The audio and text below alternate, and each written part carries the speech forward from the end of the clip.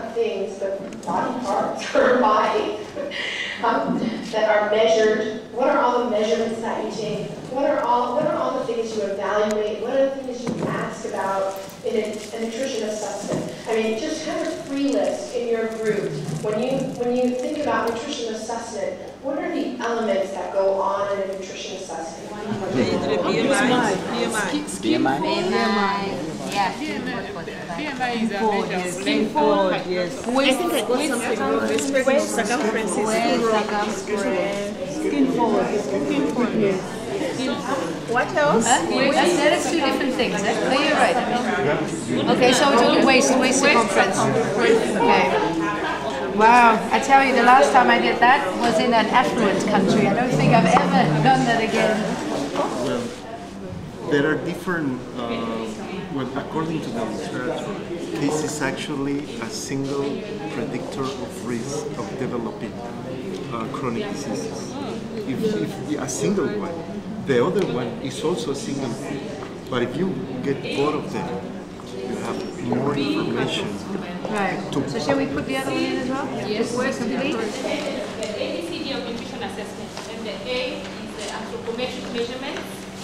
And I'm sure you know them. Maybe I can hear from you. Anthropometric measurements. Like weight. Weight.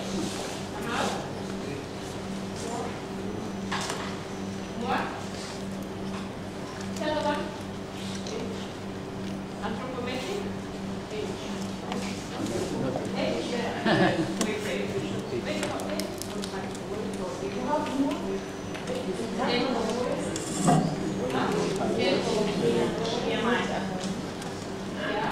Does everybody know what MUAC is? Mid-upper arm circumference. Okay. Which other one? Skin fold. Skin fold. Waist circumference. Waist, measure waist. The ratio. So the waist circumference is the hip circumference. Head circumference. So basically we're talking about measurements of body dimensions and compositions in anthropometry. There's also body fat percentage, which determines how much fat versus the muscle mass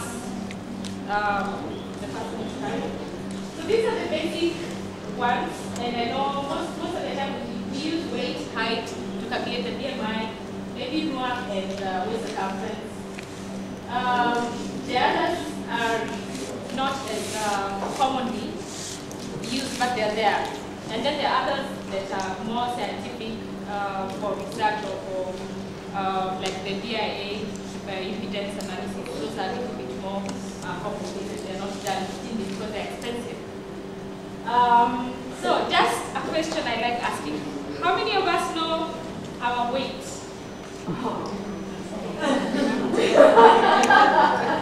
Good. Okay. Who doesn't know their weight? How many of us know their height? The hand starts reducing. How many of us know our BMI, body mass index? Hands reduce some more. Okay, for those of you who know your weight and height, do you know if your weight is okay? Or if you're overweight, if you're obese, if you're underweight? You don't have to answer aloud, I'm sure. It's okay, you don't have to, but if you want to, you know.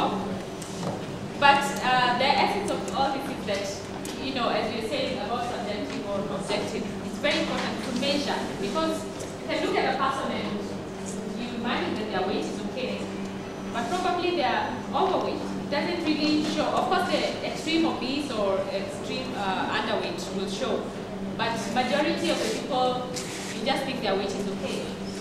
But apart from that, the weight, the anthropometric measurements, they complement each other, because BMI cannot be done to a pregnant woman. Their BMI will be high. Doesn't mean that they are really overweight because of the baby they are carrying. So, and if you do the BMI for a pregnant woman, there are cut-off points that are different. from the general population. You cannot do a BMI for, you know, the serious weightlifters. I say serious weightlifters because the people who say they do weightlifting, but they tend to eat too much food, so they are kind of obese and are looking big. So it's not necessarily that they're carrying muscle.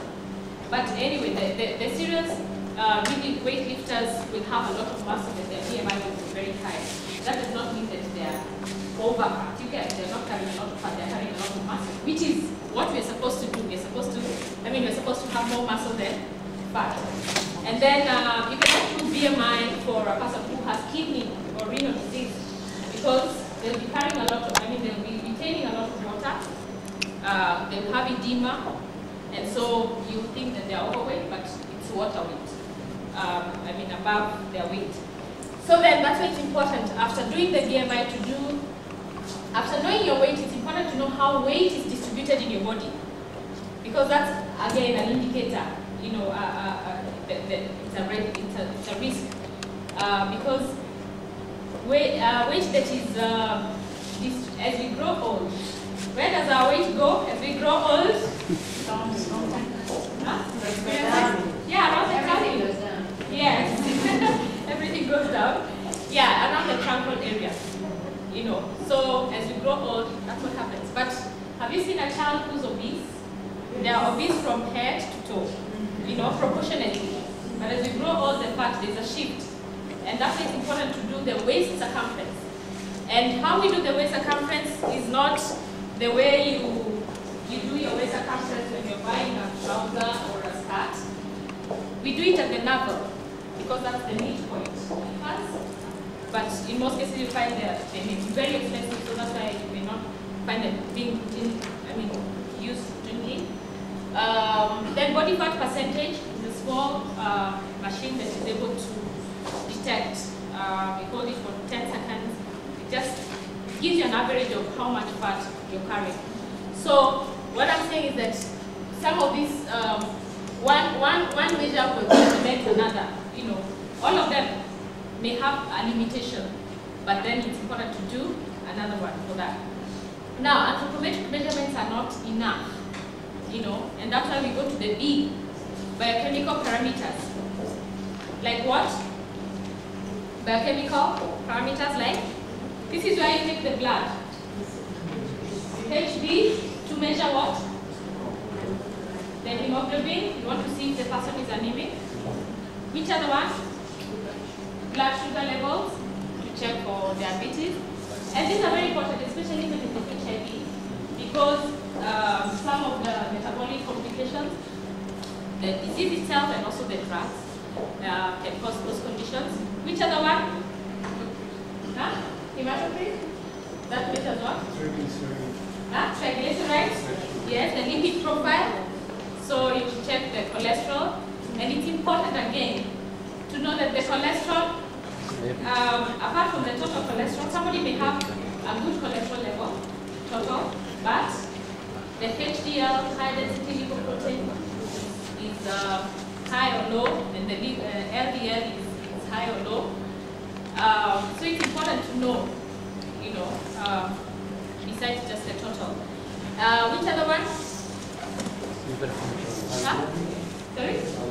Albumin. Albumin is very important. And even in HIV, it's important because when there are some drugs that are called, they're highly protein-bound drugs. They require albumin in the body to be absorbed. You know, so if somebody, low albumin levels is an indicator of somebody who's wasting really, you know, so much. So if somebody is wasted, so you can see already taking the drugs for a person who's extremely wasted may not work.